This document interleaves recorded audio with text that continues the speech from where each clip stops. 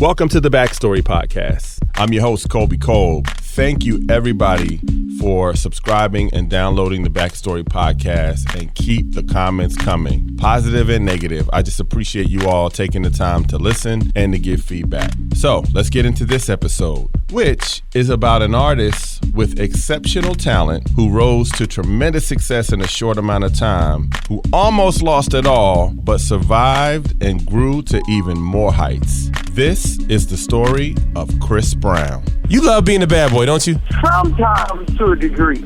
Only when it benefits me. If it's me being a bad boy and I'm just constantly in trouble, then they can have that. But only if it benefits me.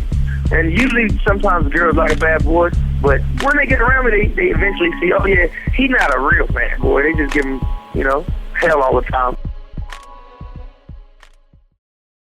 Support for Backstory with yours truly, Colby Colb, comes from Rocket Mortgage by Quicken Loans. Rocket Mortgage is designed to give you the confidence when it comes to refinancing your existing mortgage or buying a home, letting you understand all the details so you can be confident that you're getting the right mortgage. Info at rocketmortgage.com/Colby. I had a front row seat to the early years of Chris Brown, and in this podcast, I'll give you his backstory. Now, Chris Brown doesn't do many radio interviews, but I will share segments from 2 interviews that I did with him. One was early in his career, and another a few years after the incident with Rihanna. You will also learn about Chris through the eyes of a few executives that worked directly with him and were a part of his historic success. Chris Brown was a 15-year-old small-town kid who came onto the R&B scene in the early 2000s, unlike any contemporary teen artist in the history of R&B music, with the exception of child star Michael Jackson. He was able to parlay his teen success into adulthood while dealing with and surviving several crises of his own doing. Chris Brown, a kid from a tiny town 100 miles from D.C. and an hour away from Richmond, Virginia, called Tappahannock. This cozy working-class city of 2,000 people sits on the Rappahannock River. I just wanted to say Tappahannock and Rappahannock because it really sounds cool to say. Chris was a triple threat. He could sing, act, and dance on another level. He came into the game with a tremendous amount of raw talent. His mother was a huge Michael Jackson fan, and he was exposed to Michael Jackson's music and videos growing up. And as a child, he had a lot of energy. In the Chris Brown documentary on Netflix, his mother, Joyce, talked about his energy and how hard it was for him to spend the night at any relative's house because of how he bounced all around. I first heard about Chris Brown from his manager, Tina Davis, who at the time was an A&R for Def Jam Records. Around 2002, that was when I was just becoming a first-time program director in Philadelphia. So program directors, or for short PD, when you're a PD, label reps and A&Rs love leaning on your ear to see if they have potentially good products. Radio airplay is a game changer for an artist, especially a new artist. She sent me a cassette tape of a very young and a very raw Chris Brown. But let's dig a little bit deeper and learn more about Chris. His path to success started when he was around 13 on a fluke. A few guys that were looking for talent stopped at a local gas station in Tappahannock, which happened to be owned by Chris's father. And they asked him, did he know of any talent? And of course, Chris' father said, my son, Chris Brown. They eventually met and were very impressed with Chris and put a demo tape together. The demo was brought to the attention of Tina Davis, who again at the time was an A&R at Def Jam, and she immediately brought him to the label president at that time, which was L.A. Reid. Reid loved Chris and wanted to sign him. So as the story goes, during the negotiation period for Chris Brown, because other labels were involved, Tina Davis lost her job due to restructuring at the label.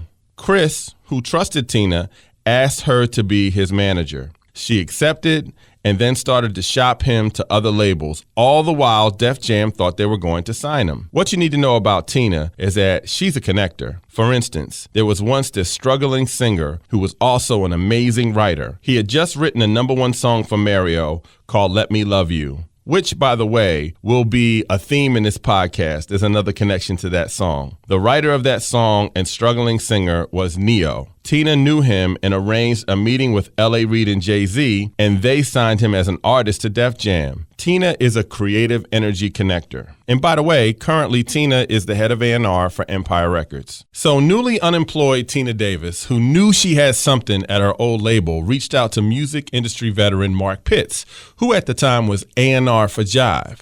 Now, Mark is currently the president of urban music for RCA Records and led the creative team behind the success of artists like Miguel, of course, Chris Brown, who we're talking about, Usher, Sierra, TLC, Anthony Hamilton, CeeLo Green, and so many more. Tina brought Mark a video of Chris Brown, and Mark liked him, but he wasn't sure of the music. At that time, Jive was coming off the tremendous success of teenagers Britney Spears and Justin Timberlake, who had tremendous solo success. And Chris liked what Jive was doing, especially on the pop side, and he really wanted to sign with them. Larry Kahn, who is currently the senior vice president of urban promotions for Interscope Records, but in the 90s and the early 2000s was a senior vice president at Jive Records, talks about his first impressions of Chris Brown. It was 2005. We had just finished our first merger with Arista, and we were getting to know Usher and Outkast and Anthony Hamilton, and we heard about this, great new signing that Mark Pitts had signed. Mm-hmm. This kid from, I don't even remember the name of the town in Virginia. Tappahannock. And we went down somewhere into Virginia. I don't remember if it was Norfolk or Richmond to meet him. They wanted me to meet him. Mm-hmm. And Tina was there and Mark was there. And, after listening to music and just vibing with him and watching him like rock around the studio and dance around the studio, I definitely remember having that feeling like, oh yeah, this kid is born for this. Another industry veteran who has worked with Chris Brown from the beginning and still works with him today is Samantha Selawayne, who worked her way up the ladder at Jive and transitioned over to RCA when they merged, and she is now the senior vice president of urban promotion at RCA. I used her government name, but everybody in the industry fondly knows her as Baby Sam, the hype beast. What up, Sam? She talks about her first impressions of Chris Brown. My first impression of Chris was when I first laid eyes on him. He was tall, giddy, funny, 15-year-old that was hyper, energetic, bouncing off the walls, fidgety, couldn't keep his hands from drawing or tagging or marking up something. He was always dancing. So when I first met him, I said, yo, we are about to have a lot of fun with this kid. He's something kind of special. He's a little different, and he was fun. The first time that I really got a chance to just sit and talk to him was really, we hadn't put out a record yet, and I was talking to him and I was asking him, Chris, what do you want to do and how do you want to infiltrate this music business? And he was just like, I know what I want to do. When I first started, I was in high school and I was a rapper, but none of the rappers were really pulling girls. And I just really want to pull girls. So now you're starting to get a little bit of a buzz of early Chris Brown. He had a choice to make, Def Jam or Jive. The legend himself, L.A. Reid, really wanted Chris Brown on Def Jam. And he had Jive Arista artists Usher, who was a protege of L.A., give Chris a call. In the Netflix documentary about Chris Brown, Usher talks about that conversation. According to Usher, it was no pressure on where to go. Chris was just excited to get a chance to talk to Usher, who was somebody else that he admired at that time as an artist. So let me just paint the picture about Jive at that time. They were coming off the tremendous success of teen acts Britney Spears, the Backstreet Boys, NSYNC, then a superstar solo career from NSYNC lead singer Justin Timberlake. I don't know this for a fact, but Chris had to be impressed with what Jive was doing, especially on the pop side. And remember, he was a huge Michael Jackson superfan. And the entire Jive pop lineup were all superstars. He was mimicking Michael Jackson his entire childhood, and I'm sure he wanted that pop success similar to what Mike had, so he decided to sign at Jive. Here's Larry Kahn talking about Chris Brown's pop dreams. He wanted to be an all-format superstar, and clearly, he had the chops and the skills to do it. And yes, at that time we were coming off, Jive was kind of built on R&B music and rap music, and then we kind of expanded out into Backstreet Boys, Britney Spears, and NSYNC. I don't even think Justin was solo yet at that point. And here's Baby Sam him on why he chose jive. I'm never really too sure. I definitely don't want to speak out of turn because that's something that I'm not super privy to. But in my assessment of the whole situation had always been, his manager at the time was working at Def Jam, but she was no longer at Def Jam. And when she left, she had obviously set him up with a bunch of different meetings. And when he came to Jive Records, Mark Pitts, who had worked with people like Usher, probably made Chris feel a little bit more comfortable that this is a label that would understand how to transition somebody who started off very young. Usher started off when he was 12, 13 years old. So here's Chris, a 15, 16-year-old coming into the game. He would have felt a little bit more comfortable dealing with a label that understand how to transition young male R&B singers and turning them into older male R&B singers and still having a very successful career doing it. Chris Brown was now the latest artist on Jive Records, and the Jive team was eager to unleash him on the world. Here's Baby Sam again talking about the label's initial approach with Chris. The label's approach to promoting Chris was very simple. It was organic, grassroots. Literally, it was turning one person a fan at a time. He started doing small mall tours. We were in the smallest markets. We would have him do these little performances in front of one of like the big chain stores, whether it was like Belk or something like that. And he would do 2 shows throughout the weekend. And the way that we approached it was really, at that time in 2005, we didn't have social media. Our social media was 106 and Park, videos and things of that nature. We always knew that Chris was really visual. It was very creative.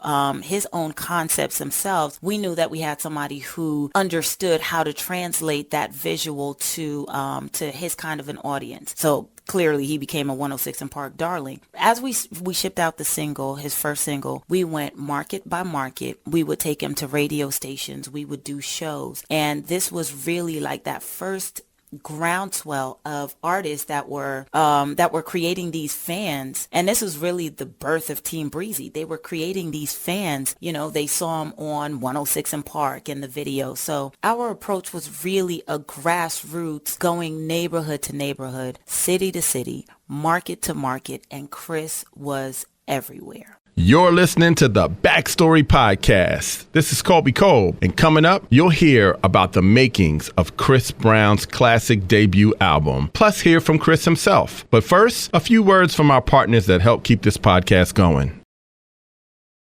Support for Backstory with yours truly, Colby Colb, comes from our friends at Rocket Mortgage by Quicken Loans. Chances are you're confident when it comes to your work, your hobbies, and your life. Rocket Mortgage gives you that same level of confidence when it comes to buying a home or refinancing your existing home loan. With Rocket Mortgage, you can apply simply and understand fully so you can mortgage confidently. To get started, go to rocketmortgage.com/Colby. Equal housing lender, licensed in all 50 states, NMLSconsumeraccess.org, number 3030.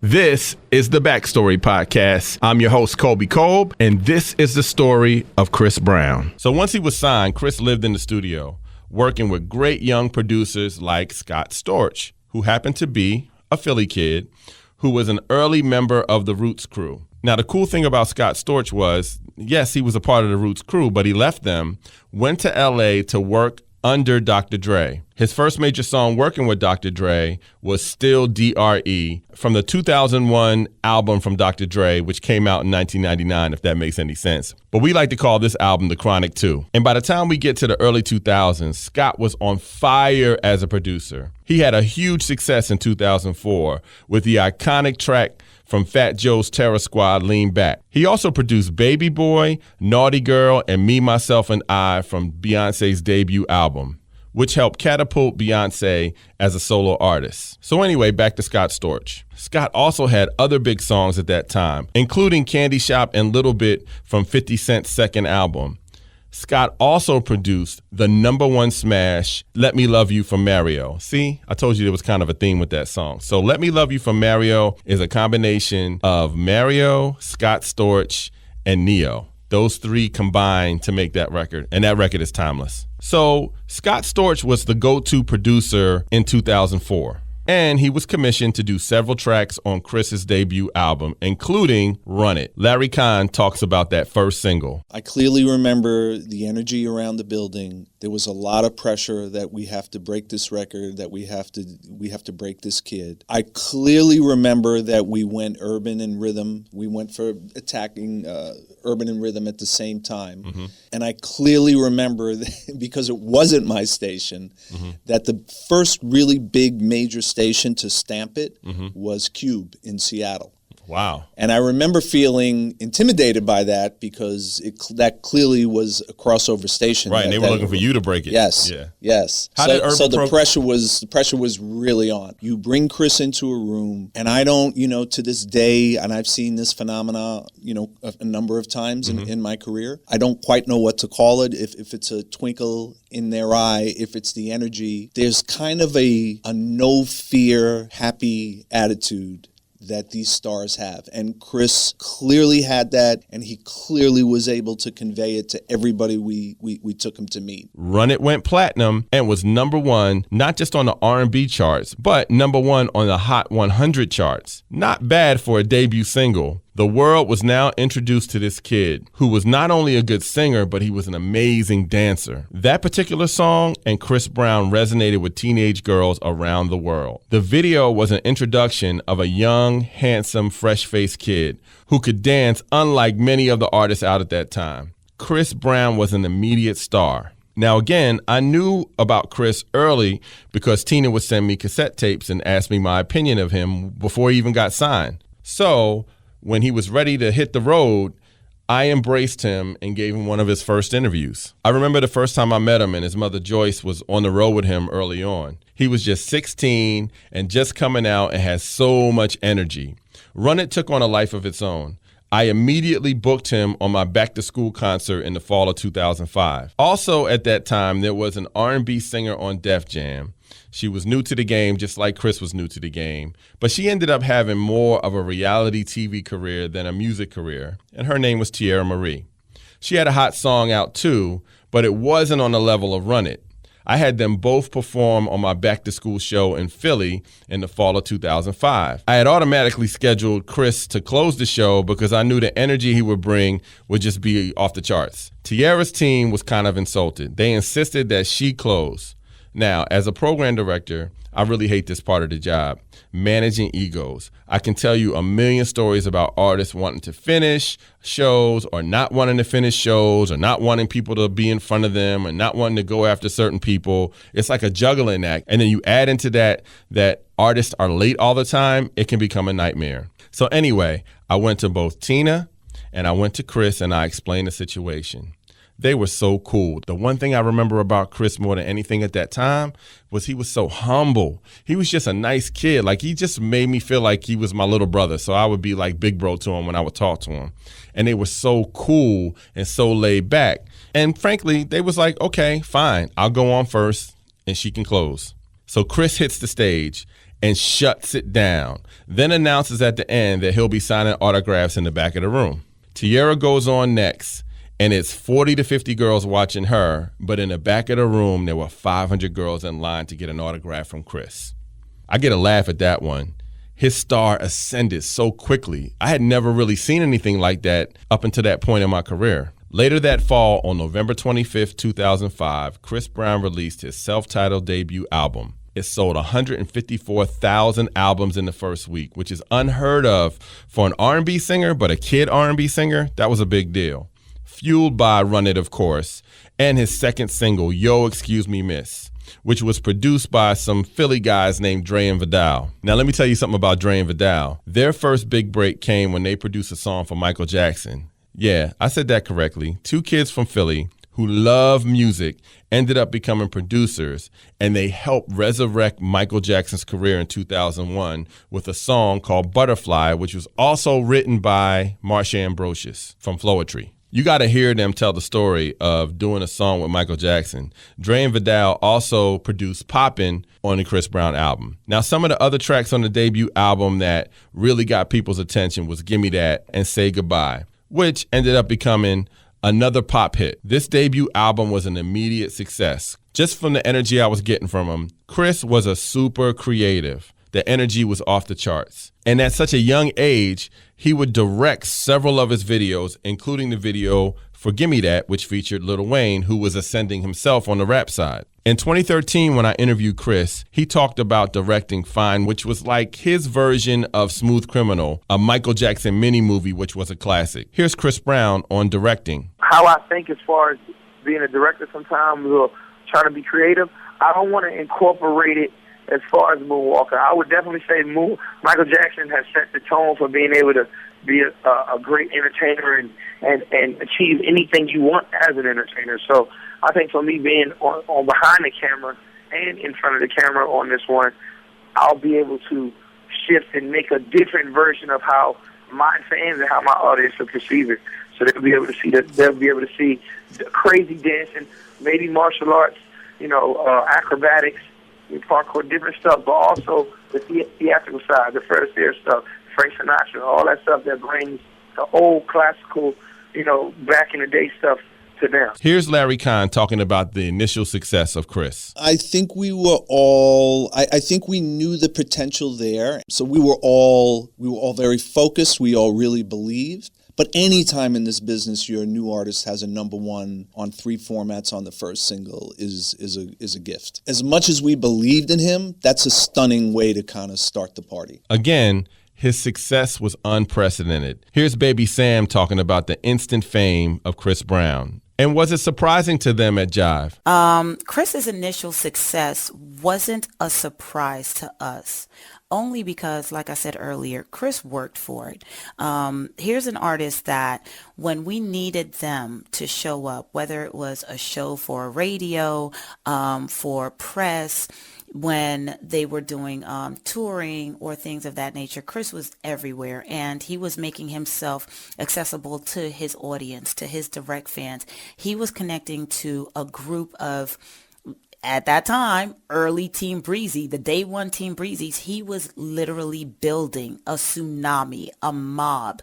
He was building what is Team Breezy today. So as we continue to grow him, and when I say grow, this is somebody who we shipped out a record at radio, and we had to convince gatekeepers. We had to convince people who initially didn't see him as a success story. They didn't see him as a superstar.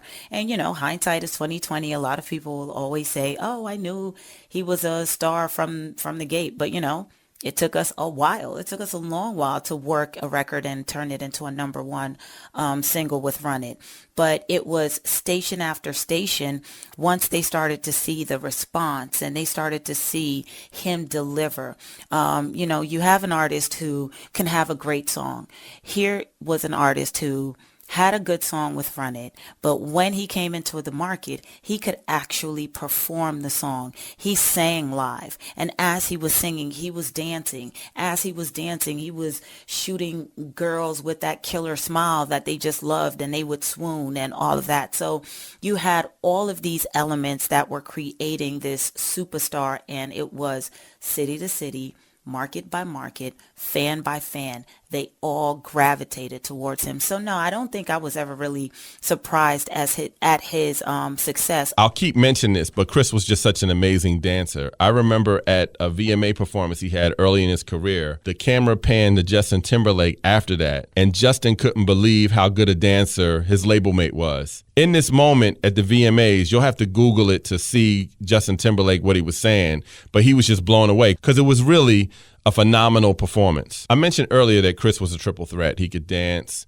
he could sing, he could act, but he could also paint. He was a really good artist too. I'm telling you, the guy was just super talented.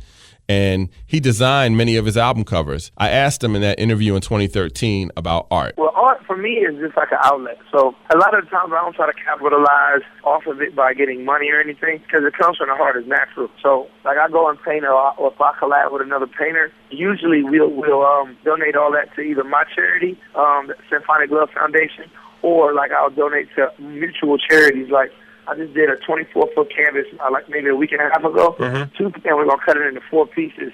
So when we cut it into 4 pieces, there's 2 is going to Elton John's, foundation for AIDS, and then my other 2 are going to my foundation. So every time I just paint, I just do it to be creative, and to inspire my other audiences or whoever likes paint. And that's just another hobby I love to do. This is the Backstory Podcast. I'm your host, Colby Colb. Coming up, you'll hear more from Chris Brown, and you'll learn all about the aftermath of his first album and his relationship with Rihanna and the unfortunate incident that occurred between them. More on the Backstory. But first, a word from some folks that help keep this podcast going. Support for Backstory with yours truly, Colby Colb, comes from our friends at Rocket Mortgage by Quicken Loans. Chances are you're confident when it comes to your work, your hobbies, and your life. Rocket Mortgage gives you that same level of confidence when it comes to buying a home or refinancing your existing home loan. With Rocket Mortgage, you can apply simply and understand fully so you can mortgage confidently. To get started, go to rocketmortgage.com/Colby. Equal housing lender, licensed in all 50 states, NMLSconsumeraccess.org, number 3030.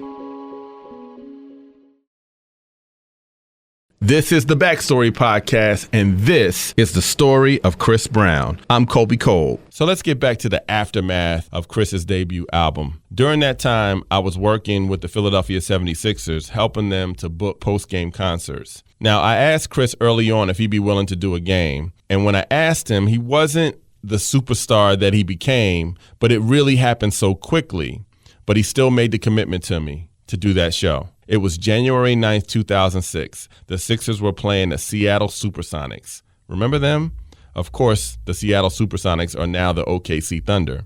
It was a cold Monday night in January, a few days into the year, and I had Chris Brown perform after a Sixers game. I would do these post-game shows with the station and the 76ers on less desirable games. And I was cool with the GM of the 76ers at that time named Billy King. And usually when we would do these type of events, it would be around like 2,000 people or less that would hang out after the game for a performance. I remember them calling me and telling me that they don't usually sell this many tickets for a Monday night game in January. They had a ridiculous walk-up that night, and Chris performed for over 10,000 people after the game. Keep in mind, it's a Monday night in January, it's a school night, and folks stayed till like 10:30, 11 o'clock to see this boy perform. Even Chris in that moment was so surprised by the size of the crowd. Later that spring, I get a call from Chris Brown on my show. On this day in May of 2007, it was a week past his 17th birthday. He had just found out that he had gotten several BET Award nominations. For a kid from rural Virginia, this is a major deal. He was so excited. In this interview, he is just returning from Europe, and he talks about his fame and the money and how blessed he feels. He also talks about his cars. He talks about life on the road, his experiences with girls, and the development of his next phase, which would be more sexual. This is a week after his 17th birthday in May of 2007. Kobe! You! What up, man? How you been, man? I'm good. I just came back from France. Oh, let me tell you something, Chris Brown. Do you remember last August you came up into the studio with me and you were sitting here and I sat across from you and I said, man, you about to blow up something huge. Yeah, you told me. I was believing you, too. Yeah, because remember, like, your video wasn't really out yet and all the girls was just calling up and going crazy? Yes. And now, what you at, 2 million now? Something like that. Wow. and the videos is crazy. Yo, man, congratulations, man. We're so proud of you here in Philadelphia, man. Thank you, man. Y'all the one that supported my record first, though. Today you find out you get 3 BET nominations: Best Male R&B Singer, Best New Artist, and Viewer's Choice for Yo, Excuse Me, Miss. How did that feel today? You get your first artist nominations for an award. Man, my heart was pounding out my chest. So I was just really excited. I just wanted to be like out there as an artist. I really want to thank BET because that really showed me that they appreciate me. Now, are you going to perform on the BET Awards? Hopefully, it isn't etched in stone yet, but hopefully I can get on stage and perform. Did you direct the video for Gimme That? Yep. Oh, you a bad boy, man. You a bad boy. Me and Eric White, the whole concept and idea was mine. Then, Eric White put some of his visual techniques into it, and then from there, I got behind the camera and told him what shots I wanted and stuff like that. You did a great, man, and that's a great video. And Thank you. how do you feel at this point? Because it really hasn't been a year since you've been out, and yet you have had so much success. Have you felt it yet? Yeah, I felt it. I feel it now. As my recognition builds, like even in France, people starting to come up to me, and it's starting to be swarms of people taking pictures, and so now it's like, wow, I'm actually fulfilling my dream and fulfilling that path that God put me on. Did you hear what Mary J. Blige said about you the other day? Nah. She said that you are like one of her favorite artists right now. She puts your album on blast like continuously. Oh dang, that's more props to Mary. I love Mary. Like, she's the queen. So if I get the say so and the green light from Mary, I know I'm doing something good. And now you go from opening up tours to own tour this coming summer, man. Oh yeah. Now tell everybody what's the name of this tour and who's gonna be on it. Up Close and Personal, me, Lil Wayne, with Joel Santana, the Franchise Boys, and Neo. It's gonna be a great tour because we got a lot of hits on that tour. A lot of great songs that everybody gonna have fun with. Everybody can relax and rock with and have a good time. One of the things that I like to ask artists, especially after tremendous success, is how did they treat themselves? You know, what did they do with the money that they were making? So I asked Chris about what kind of car he was driving. You know what? Like, I was pressed on getting the range, but now, like, what I did to my car, I got it souped up. I got the Lamborghini doors on the Expedition. I got it custom painted. I got the 18-inch subwoofers, 4 18-inch subwoofers in the back. I got the whole back seat. It's like a whole red carpet. I got like 7,000 watts of amps in the back. Like, I got a big old boom box in the back of my car. Crazy. Okay. So when do you get a chance to enjoy your whip? Because you're always on the road. When I get a break, I really look at it like, oh wow, I get to drive. And it's funny because in the beginning of Gimme That, he says a 16-year-old sensation. You're 17 now because you had your birthday last week. Yeah. So how's it feel, man, to be 17 and on top of the world? It's more along the lines of just being on top of the world, because 17 is just another age. To me, by the time next album come around, I'll be 18. It'll be more in depth with sexual topics, but not saying it's gonna be sex. Talking about sex. It's gonna be more. It's gonna be like in depth with deeper subjects, talking about deeper relationships, having more fun with what I'm singing. Now with the BET Awards coming up, you know you got to perform. You just got to make it happen, dog. Yeah, I gotta try to come in there and perform, because I know we got Kanye performing, Mary J. Like I think Missy's gonna be off the chain. No, you just gotta demand that you perform. And you Chris Brown now, man. Come on, dog. Like, it ain't you Chris Brown now, so you can say, you know what, I need to perform. And now also, Chris, in regards to just the touring and all that, you got a lot of fans now. You got a lot of people that are coming at you. Like, what's the wildest thing so far in the past year that a fan has done? I think we on a House of Blues tour, right?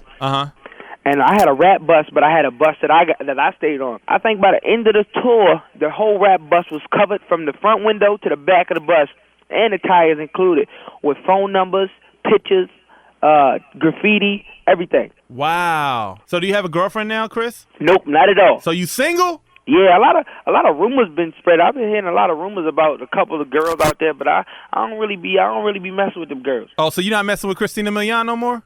Christina Milian? Yeah. That was the rumor? Yeah. Dang, I wish I was. Shoot, I ain't hear that rumor.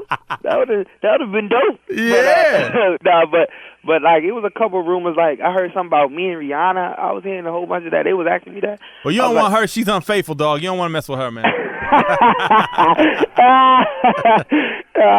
No, but like, I'm very much so single. I'm looking for that special lady, that individual, that certain lady that catches my eye. Yeah, whatever. Please. Oh, wow, that's funny. Well, Chris, I want to thank you so much for checking in, man. And when the next time you come through town, you got to come and hang out. I'm very proud of you. And the one thing I can say, that your mom and Tina have done a great job, and you have as well, as being humble, man. You still humble and still hold on to that humbleness, because a lot of these artists, man, they get caught up in the success and they lose a lot of people, man. They lose you.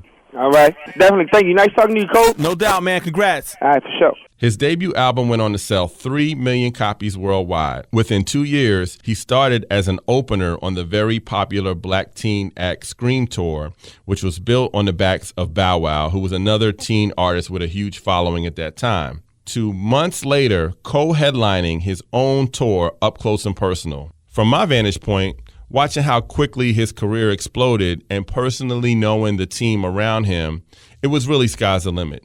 Now, in these early years, I did a bunch of interviews with Chris, or he would just kind of check in with me. and his fans would stalk my show, and I would arrange several events around Chris for listeners to interact with him. During the Chris Brown era, I would use tickets and meet and greets as passes when we would speak to students. We would always do these presentations, and I would tell the young people to make sure that they paid attention because I had prizes to see Chris Brown. I really wanted them to absorb what we were telling them, and I knew if I would use tickets and meet and greet passes that they would really pay attention and they would absorb the messages. It was a win-win situation. Because of my relationship with the label and my relationship with Chris's management, I would always get extra tickets and extra meet and greet passes, so I'd always reward certain students I will come across who maybe had challenges or maybe needed some incentive to get good grades. Sometimes I knew teachers that I went to college with, people that I went to school with that were teachers would say, man, I got this student. Can you help me out and get me some Chris Brown tickets? Because I really want to give them this incentive. And I had no problem doing that. I was all for helping young people out because I remember growing up, nobody was doing that for me. So I figured, hey, man, this is the right thing to do. Many of these students that I'm talking about and when I was giving out these tickets are all grown now. They're out of school and adults, parents themselves. And every once in a while, over the years, I will come across one of them and they'll pull me aside to tell me a Colby Colb, Chris Brown story. Sometimes you don't realize the impact you're having through small gestures. I was at the Roots picnic in Philly last summer, and I came across this young lady named Kim, whom I spoke at her school, and I gave her tickets to the Chris Brown tour, and I allowed her to meet him backstage. Here is her Chris testimony. So 10 years ago, you had me meet Chris Brown. I was a crazy Chris Brown fan. This is like when he first came out, and you got me to meet him at his Up Close and Personal tour about like 10 years ago. And I will never forget that because I was a big fan, and thank you so much still.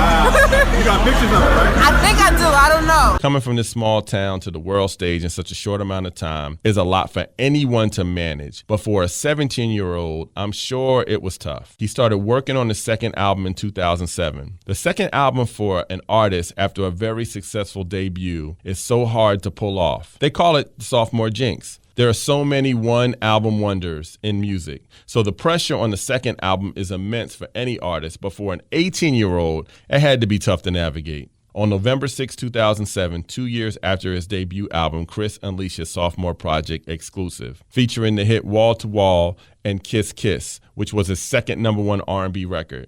Keep in mind, Chris has pop star dreams, and his mid-tempo song With You, produced by Stargate, was the vehicle to reinforce his presence on the pop side. Stargate were a production team from Norway. They had been around for years, but in 2006, they came onto the production scene with several big records. Their partnership with Neo as a songwriter helped launch his solo career. So in 2006, this is what Stargate produced. So Sick from Neo, which was a #1 record. Sexy Love from Neo, which was a top 10 record. Unfaithful from Rihanna, which was a top 6 pop record. And one of Beyonce's biggest singles ever, Irreplaceable, which was a #1 song on the pop charts and a #1 song on the R&B charts. In 2007, they produced Because of You from Neo, which was #2 on the pop charts. They also produced the classic Beautiful Liar from Beyonce and Shakira, which went #3 on the pop charts. And they produced the massive hit Don't Stop the Music from Rihanna, which was #2 on the pop charts. A few other songs they produced that year, Hate That I Love You from Rihanna and Can't Help But Wait from Trey Songz. They had the touch, not just on the pop side, but also on the urban side. One of my all-time favorite songs they produced was Go On Girl with Neo. The following year, he did a duet with American Idol winner Jordan Sparks called No Air, which rose to #3 on the pop charts. Another notch for Chris. He was beloved by his legion of fans. His reputation was the boy next door. So going back to the first interview I played a few minutes ago, you heard a young, excited Chris Brown just learning the entertainment industry. And he talked about the rumors of him and Christina Milian, and then we talked about Rihanna. So let me tell you a little backstory on Rihanna and Chris. The first time they met was in 2005. Rihanna and Tierra Marie introduced Chris at the Vibe Awards that year. Wow, remember the Vibe Awards? In 2007, they performed a back-to-back set on the Video Music Awards. He did a ridiculous dancing performance to Wall. And then Rihanna comes on after him to do her chart-topping smash Umbrella. Rumors started to rumble about them dating. In 2008, they were public with their relationship. And for her fans and for his fans, it was a hot topic. So that year, they vacationed together in Barbados, and the pictures of them playing in the pool went viral. So keep in mind, there was Jay-Z and Beyonce, who had been married a few years earlier. They were like the veteran married superstars of hip-hop and R&B. And then there was Chris and Rihanna, and some people labeled it Kriana. It was like the younger version, and they dubbed them the Prince and Princess of R&B. It made for gossip, but they were in love, and a lot of people liked it. It was just cute that these two young up-and-coming artists were dating. Now, young love can be cute, but young love can also be a lit stick of dynamite. And in early 2009, things exploded for Kriana. There are varying explanations on what caused the blow up. But on February 8th, 2009, Chris and Rihanna attended the annual Clive Davis pre-Grammy party. And at some point, things went south between them at the party. So they abruptly leave together and in the car start to argue, and it got physical. Chris assaulted Rihanna in the car. She was badly injured. In that moment, Chris Brown, the boy next door, was arrested and charged with felony assault, and his image was forever changed. He was very apologetic to Rihanna and publicly admitted he made a mistake. Chris pled guilty and managed not to get jail time, but he was sentenced to 5 years of probation in addition to counseling and community service. Meanwhile, the backlash on his career was swift. Many radio stations banned his music, and as the months went on, his reputation continued to suffer. So, Chris, recognizing that things weren't going so well for his career, released an apology video explaining what happened and how he was sorry. I am very sad and very ashamed of what I've done.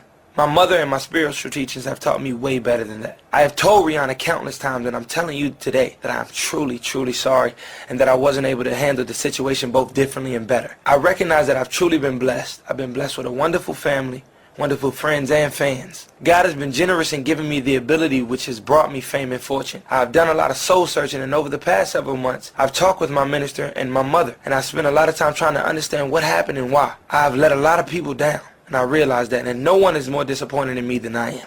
As many of you know, I grew up in a home where there was domestic violence. And I saw firsthand what uncontrolled rage could do. I have sought and I'm continuing to seek help to ensure that what occurred in February can never happen again. And as I sit here today, I can tell you that I will do everything in my power to make sure that it never happens again. And I promise that. What I did was unacceptable. 100%. I can only ask and pray that you forgive me, please. Later that fall, Chris released his first single, I Can Transform Ya, from the Graffiti album. The response was underwhelming to this album. It was definitely too soon for him to come out. The Graffiti album creatively was his weakest. It was just okay, and there is nothing okay about Chris Brown. Also during this time period, Michael Jackson died, and this hit Chris hard. They had actually interacted a few times, and I'm sure it was a lifelong dream to meet Michael Jackson. But then when Michael Jackson died, there was one artist that could give a dance tribute to Michael Jackson unlike anybody else, and that would be Chris Brown. The death of Michael Jackson hit Chris hard, but due to his situation with Rihanna, he wasn't called upon. Again, he was a super fan of Michael Jackson, totally inspired by Michael Jackson. He probably didn't even have to practice any of Michael Jackson's routines. It's said that time heals all wounds. The following year, at the 2010 BET Awards, Chris did a Michael Jackson salute for all the world to see. I got to commend Stephen Hill from BET because there was a lot of pressure on him not to put Chris on that show. People were just very upset about what happened between Chris and Rihanna, and they wanted him totally banned. But Stephen Hill didn't see it that way and gave Chris this opportunity. So Chris performs Remember the Time, Smooth Criminal, Billie Jean, including the famous moonwalk, and then he does Man in the Mirror. The performance was amazing. You got to go back to YouTube and try to pull this performance up. It was crisp and detailed, unlike any of the other salutes that had happened previously for Michael Jackson. Michael Jackson's a hard artist to salute, especially just the combo of the dance and singing and all that. But Chris Brown nailed it. Then, while singing Man in the Mirror, it was like the previous 18 months of stress, anxiety, depression exploded on screen for the world to see. You don't really see this with an artist because they're so protective of their image. But Chris Brown breaks down and cries on stage while singing Man in the Mirror. He's crying uncontrollably. You can Google this and see it. And the audience warmly cheers him on. It was an important moment for him in the comeback. The incident with Rihanna changed Chris. He no longer did interviews. He wasn't used to being on a defensive, and he couldn't grasp the total backlash he was getting because it would come from all over. See, in America, we love to build people up, only to tear them down, then to build them back up again. But when the tearing down happens, many never come back from that. He was guilty as charged, and he knew it, but it wasn't easy for people to forgive. His fan base was loyal, and Team Breezy kept him optimistic. It was right around this time he did a mixtape with up-and-coming rapper Tyga and put out a song called Deuces. This was Chris being unapologetic about who he was and how he felt about people that were against him. 2 fingers, deuces. It was the story of a guy in a relationship who was tired of all the drama and he chucks the deuces. Some say this was his breakup song to Rihanna, but the song was a #1 R&B smash, his first in 4 years, and it was a top 10 pop record. The song was hot and it was authentic, and he, Chris Brown, was being himself again. The comeback was happening in real time. Later that year, Chris starred alongside the late Paul Walker, Idris Elba, T.I., in the action movie Takers. This was well received, and he started working on music. Social media was now the thing, and Chris would express his feelings, but also see how others felt about him. But he was unapologetic. There would unfortunately be a few incidents along the way, including some sort of altercation that happened in Washington, D.C. with a fan that put Chris in jail for several months. You see, Chris was no longer the boy next door. He was more like a bad boy now. In the next few minutes, you'll continue to hear clips from my 2013 interview with Chris. Now, this was after all the drama. Again, he wasn't doing many interviews, but due to our history together, he was okay with me talking to him. And I asked him about his bad boy reputation. If it's me being a bad boy and I'm just constantly in trouble, then they can have that. But only if it benefits me. And usually, sometimes girls like a bad boy, but when they get around me, they eventually see, oh yeah, he's not a real bad boy. They just give him, hell all the time. In 2011, Chris released his 4th album, Fame, with the lead single Look at Me Now, featuring Lil Wayne and Busta Rhymes. It wasn't an R&B record, it was a hip-hop record, again showing how talented Chris Brown was. The song was another #1 monster record for Chris. Another song on that album, She Ain't You, which featured a sample of Michael Jackson's Human Nature, was another big record. And on February 12, 2012, 3 years exactly after the infamous moment with Rihanna, Chris was welcomed back to the Grammy stage, and he won R&B Album of the Year. And he was back in a good place. I asked him, who was the real Chris Brown? For everybody that meets me and can actually have even a 2-second conversation with me, you'll know a genuine person, or you'll know who I am. And for me, it's not my goal to walk around. Everybody's gonna have haters. Everybody's gonna have people that's gonna say whatever it is.